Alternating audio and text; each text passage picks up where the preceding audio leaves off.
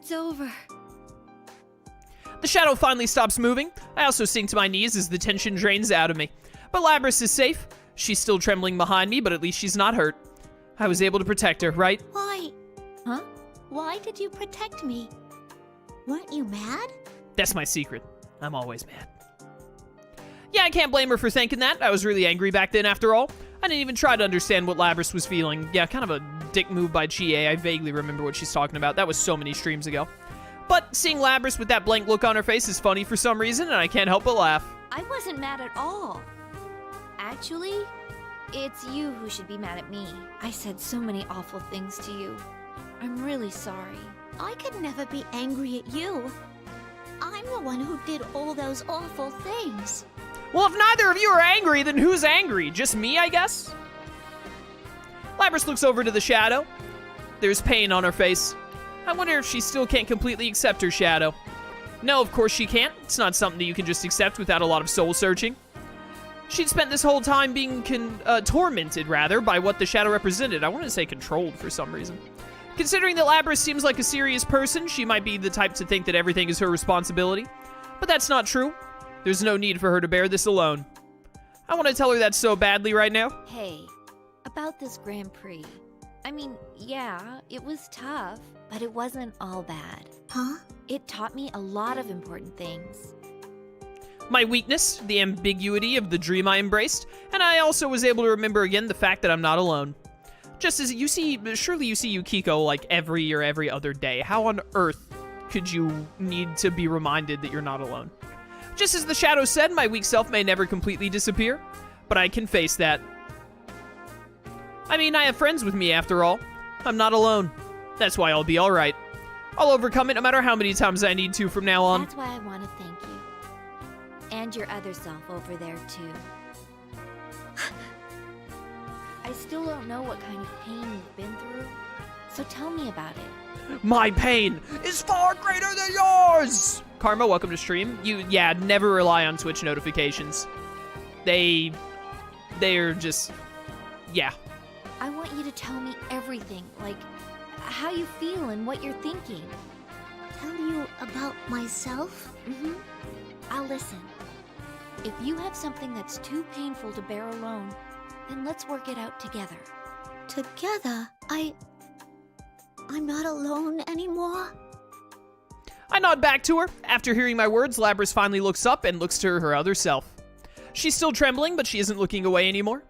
I was so bad at explaining myself, but I think she understands what I was trying to say. Labrys stands up and walks towards her other self. I watch her as she walks over to the shadow, standing tall. Her posture tells me how she feels. It says I'm alright now. Alright, and this is her getting her persona, right? We've seen this plenty as well.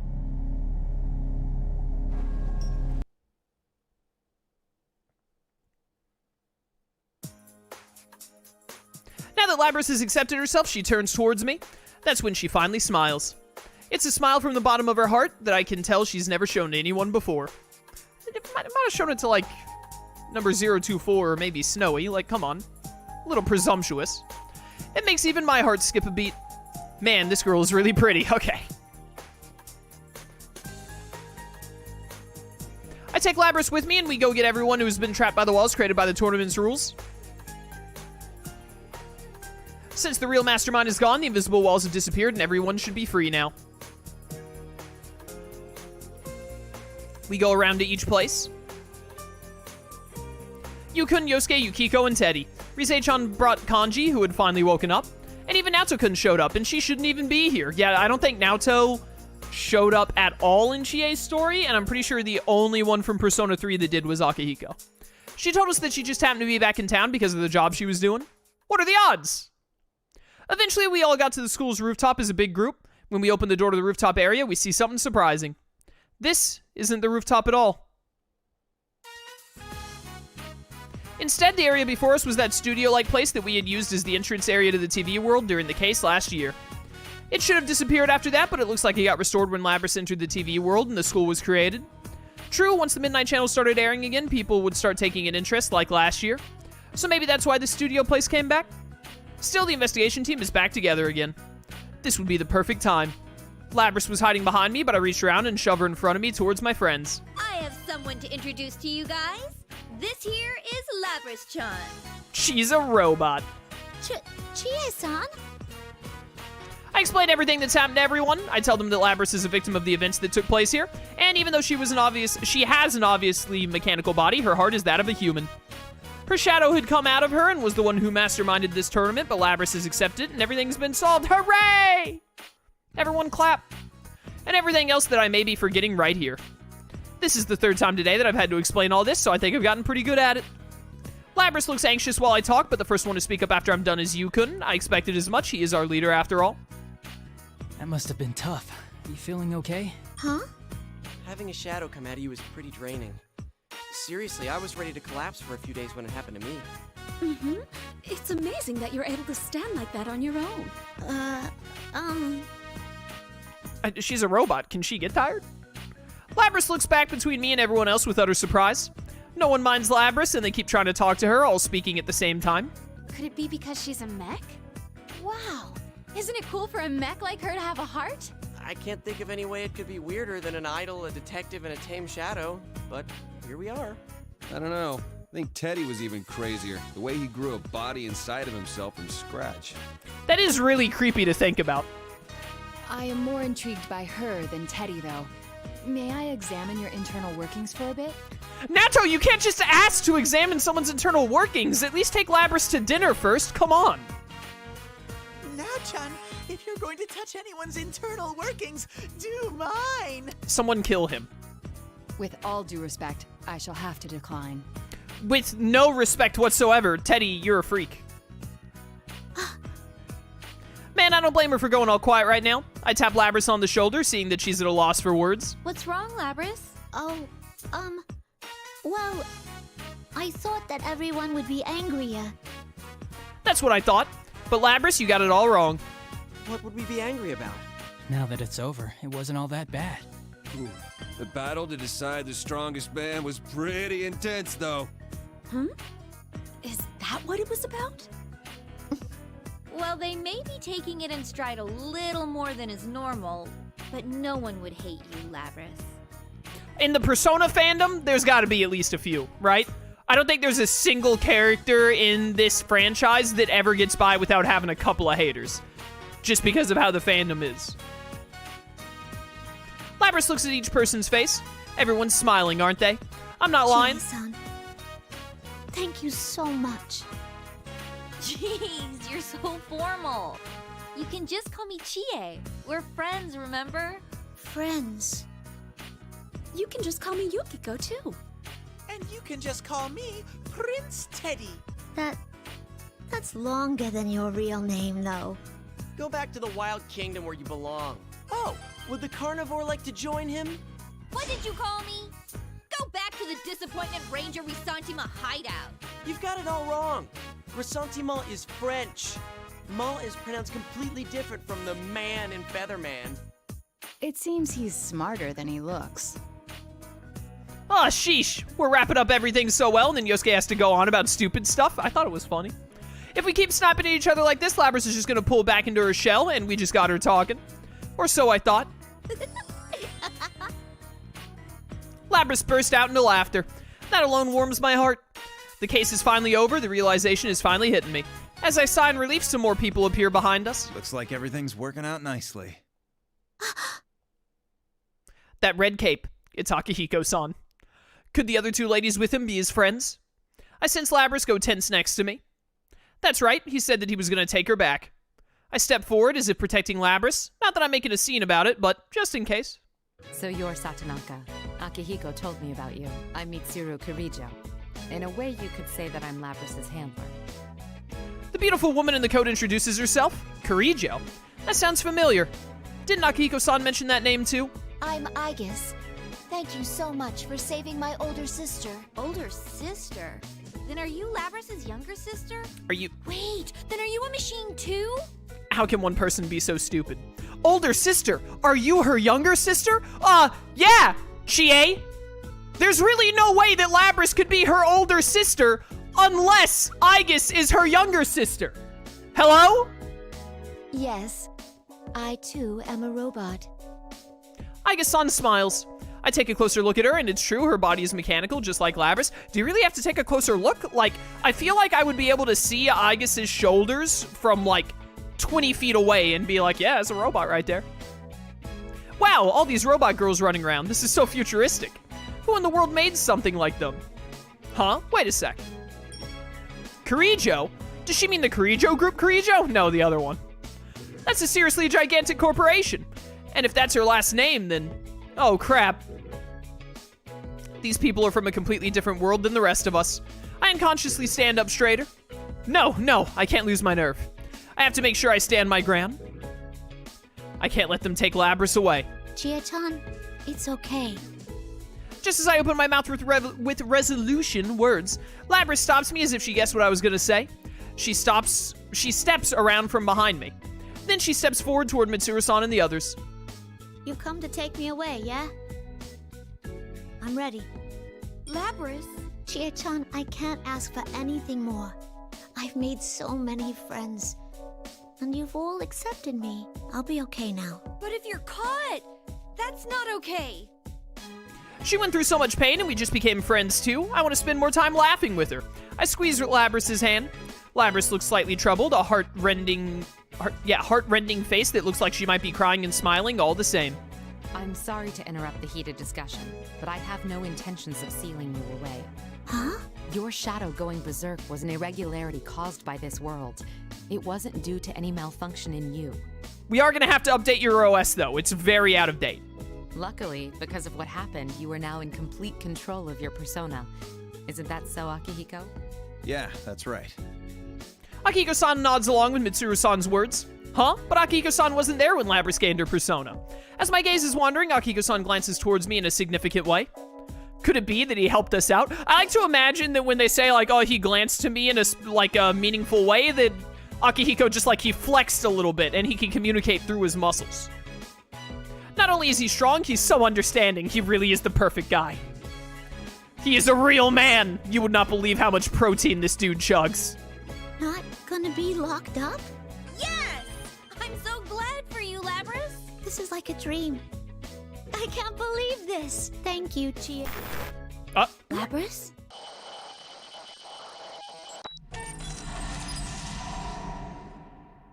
Rebooting? Labris suddenly stops moving. The way she stopped was odd. Akihiko-san and the others seem to have noticed as well, and they furrow their brows. That's when... It's not over yet. What was that? That wasn't Labris' voice. It is emanating from her. There's no way that Chie would ever use the word emanating. I refuse to believe that. But it's completely different. Seeing this, Mitsuru-san seems to pick up on something we couldn't. Is this the same communication system we use? Everyone, step away from Labris. Mitsuru-san raises her voice as Labris brandishes her battle axe. The metallic blade, almost as tall as she is, gouges at the ground. Small chips of concrete brush past my cheek as the floor breaks up. That was close. I mean, what's going on? I look back to Labris in confusion, but there is no light in her eyes. What the? I cannot gain access. She is being hacked. It isn't coming from inside this facility. The signal originates elsewhere. You mean outside the TV? This is just a little extra resistance. Now, entertain me. The voice that comes back sounds nothing like her original voice. Within the blink of an eye, Labris dashes towards me. There is no hesitation in her movement. If I don't brace myself, I'll be going down. No. Why do we have to fight each other again? This is like the third Labris fight in a row, I'm pretty sure. First Labris no Persona, then Labris Shadow, and now Labris with Persona.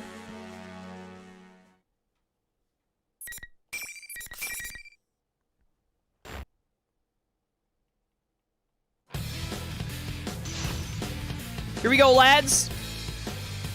Get her. Punch her in the robot jaw. Finally. 9th match. How many matches? I actually kind of want to know, like, how many matches each story had by the end of them.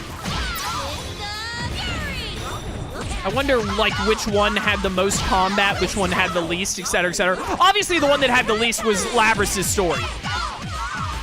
Did Labris even have a single fight? I don't remember. You're dead. Wrecked. I don't think we did a single fight as Labrys in her story. I can't recall. Hot take, but Labrys' shadow with that bull looks better than her actual persona? No. I don't think one or the other looks better than the other. She fought Liz once. Oh, yeah, you do fight Elizabeth in Labrys' story at the very end. You're right. I don't think the bull or Labrys' persona look better than one another. I think they both cover very different aesthetics. Like, the bull looks like a shadow, and the persona looks like what a persona should look like for a main cast member. Like, I think the bull would look really out of place if that was her persona, and her persona would look really whack if it was what her shadow used. IMO. My, she was quite easily defeated. Evidently, I didn't push her far enough. Cass, have you played Devil Survivor Overclocked? I do not even know what that is. Well, she is a test unit, so this is as far as my little game goes. The voice continues to emanate from Labrys. I refuse to believe that Chie knows what the word emanate means. Who has fallen to her knees and stopped moving. So whoever is speaking through her is controlling her. How dare they treat her like some object? What the heck's wrong with them? Who are you? Why are you doing this to Labrys? As I yell in anger, Labrys straightens up in an unnatural manner. I should thank you all. Although this didn't work out, you did stay in it to the very end. Labrys' shadow was only the mastermind of the tournament. It's a Shin Megami Tensei game on 3DS. No, the only Shin Megami Tensei game I've ever played is SMT5. I see now. You're the true culprit behind the whole thing. That's right. Labrys wasn't a persona user, she was a victim. The shadow would have appeared after that. That means there was someone else who dropped Labrys into a TV. Just like in last year's case. Indeed. It was I who stole Labrys away. Since I don't have a persona and can't enter a TV, I needed a puppet that could run amok for me.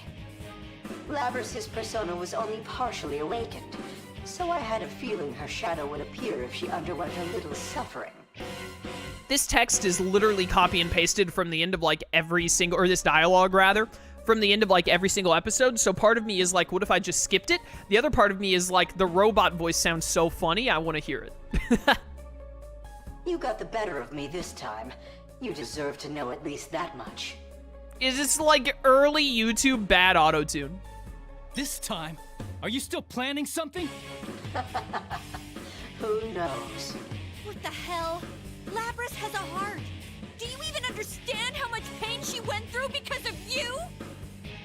Seriously, what the heck? Labrys is being controlled from some safe space, safe place rather, outside the TV.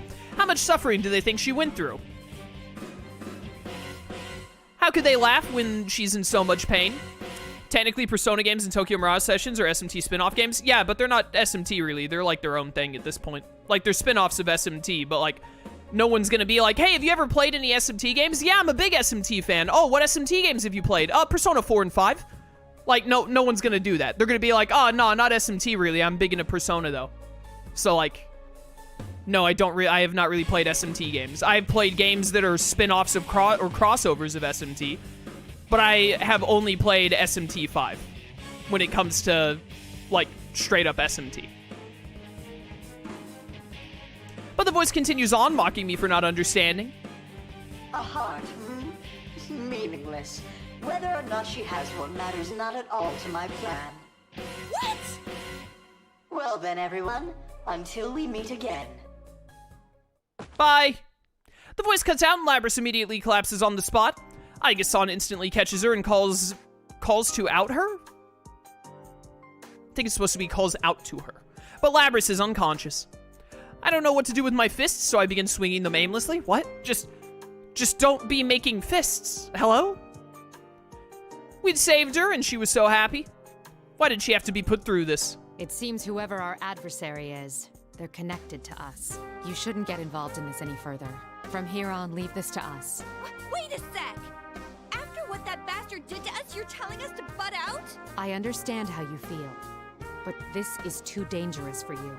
We will do our best to ensure that no harm comes to you. Trust in us and let us work. But... I'm so irritated that I can't put my thoughts into words. Mitsuru-san may be right, but that doesn't do anything for my feelings. I mean, if some scum's gonna say that a Persona user... a person's... Oh my goodness, I can't read. Dude, the text is hard to read sometimes depending on where it's positioned in this because it can blend with the background just a little bit. Like, right where it says persons, where I accidentally said persona, look at Chie's hair. It has a white highlight right there because of the background. And so I just, it just looked weird. That a person's heart has no meaning, I can't just let him get away with it. Guys, let's leave this to them. Hooray, lying! Huh? I'm about to shout at Mitsuru-san, but you couldn't stop me. We should get out of here, he says. I know what he's getting at, but... Yes, I'm completely exhausted. And I did fight some seriously intense battles, one after another. And some of us, like Rise-chan, have been stuck in this world for so long that I'm sure we're at our limit. I mean, thinking rationally, I know that we need to go back home. Still. Labrys. Seeing Labrys unconscious in Aiga-san's arms wounds me. Isn't there anything that we can do for her? Do we have to say goodbye like this? I look towards Yukon once more when... I love how quickly Yu's portrait, snapped in and out there. He's like, Chie! And then he's gone. He winks at me. Huh?